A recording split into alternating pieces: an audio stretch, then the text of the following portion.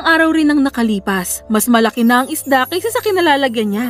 Kaya, nagpagawa ng mas malaki ang reyna para sa kanya. Nakakatuwa talaga ang isdang ito. Tatawagin ko siyang Neo, ang isdang prinsipe. Matapos ang ilang araw, mabilis na lumaki ang isdang prinsipe na kinakailangan na ng reynang magpagawa ng mas malaking tangke kung saan dadaloy papasok ang tubig mula sa ilog, papaloob at papalabas. Ngunit isang araw, natakot ang reyna na baka hindi na komportable si Neo sa bago niyang tirahan. Kaya tinanong niya ito. Masaya ka ba rito, Neo? Pagkatapos niya makapag-isip-isip, sumagot ang prinsipe. Masaya naman po ako, mahal kong inang reyna. Pero kung magkakaroon lang po sana ako ng asawa, mas magiging masaya ako. Nakakalungkot lang pong mag-isa lang ako dito. Wala akong makausap. Nagulat ang reyna sa isinagot